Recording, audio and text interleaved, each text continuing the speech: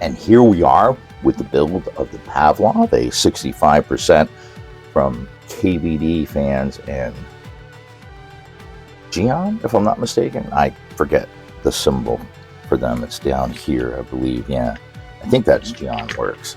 I've got to say, at first I just thought this was going to be a nice looking 65%, but 65% that comes weighing in at 1,600 grams and it's $99. But I was honestly kind of surprised. Like with a lot of keyboards, I tend to just try to keep away from any build review videos as much as I can. Even when I'm ordering, I just try to get the basic specs just to make sure that I'm getting something that is going to be worthwhile. With this one, I was completely surprised. My only complaint right off the bat, it's not about the keyboard, is that there is no soft carrying case. But there are things that I would rather than a carrying case that are included, such as the fact that it comes with 3 different plates out of the box.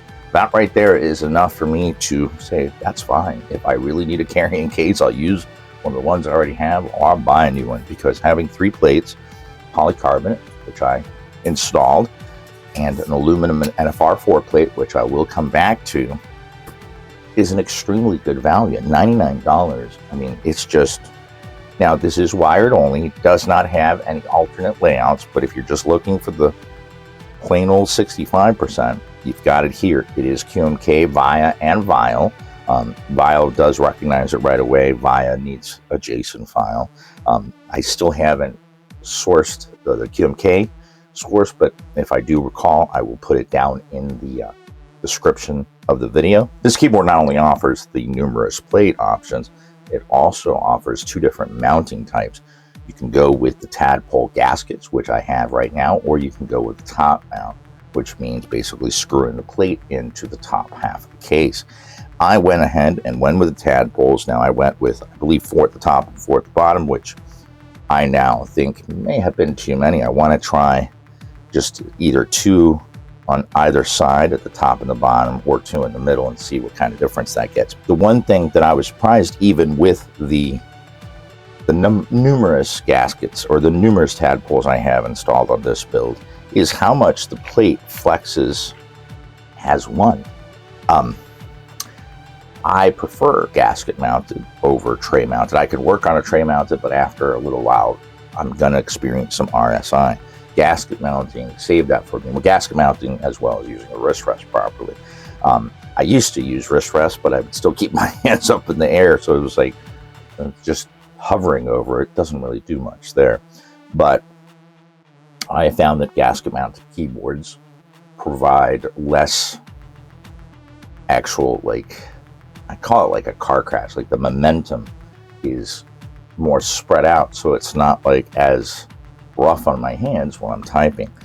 But the thing that I have found with most gasket keyboards is that usually the middle will flex a lot more than, say, the top row or the bottom row, because of just the construction of how the keyboard is. In this case, I really don't know exactly, not being an engineer, what they've done differently, but the entire plate flexes at the same time. That's something, when I first started using it, I was like, why does this keyboard feel better, or at least different, than the other 65%? And it took me a minute. I had to pull out a couple of other ones and kind of test side by side. And it really was when I took a look at the sound test, which I'll be leaving you guys here with at the end of this keyboard, that I noticed that the entire plate moves in one fluid action. So instead of part of the plate flexing, the entire plate moves up and down, which delivers not only a more uniform sound profile, but it also delivers a much different, and in my opinion, better typing experience, or at least unique to other gasket mounted keyboards that I've tried. Maybe all of the Geon Works are like this. I can't say. I can say, though, that this, for me, as far as the keyboards that I have reviewed, delivers a very unique typing experience.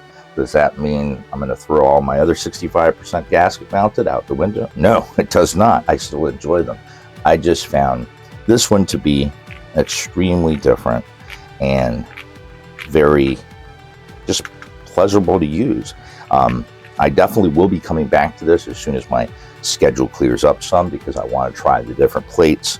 I want to try different switches. I want to try U4TXs specifically with some either XDA or some MOA keycaps. I haven't decided which yet, but something like that to give it a really, it's going to be kind of like a thocky clack, I think. I don't know yet. But I really have enjoyed using this keyboard over the last couple of days.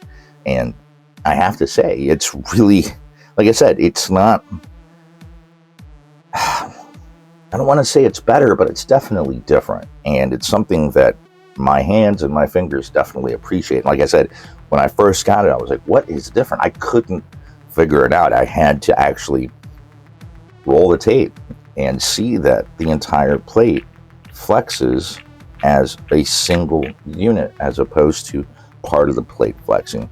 So I will definitely be coming back to this keyboard and trying out different configurations, and I'll even do some sound tests without the foams for all of you out there that prefer no foams. I have to say, I loaded it up with these B-Sun Pine, which I had not used before. I got them from Milk Tooth, and I actually like them. They're a very nicely heavy tactile as far as the feel goes, but a clacky one for tapping. Not necessarily clacky, but somewhere between clack and tap.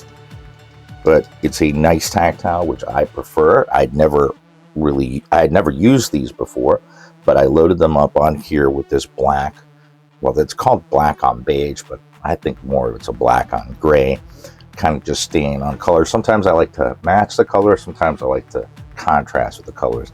I don't mind how this looks, but now that I've heard it and felt it, I have a whole bunch of ideas of switches and keycaps that I want to try in here. So I will be coming back to this, as this is just a really nice keyboard. I purchased this myself from KBDFans, but it was $99, and at $99 I feel that I got a lot more keyboard than other keyboards I've spent even more money on. So far I have really been happy with KBD keyboards. I still have the Tofu 65 V2 to try out, as well as the Tofu TKO, which I just saw they announced. So I'm looking forward to hopefully being able to purchase a couple of those and giving them a review. But I really like this keyboard, and I will definitely be coming back to it. So if you have any questions, comments, or suggestions, things you'd like to see me do, switches you'd like to see me try, keycaps, so on and so forth, put them down in the comment section below. I'll do my best to get to them in a timely manner. For now, I just want to wish everyone out there a wonderful rest of your day. And until the next transmission, keep calm and keyboard on.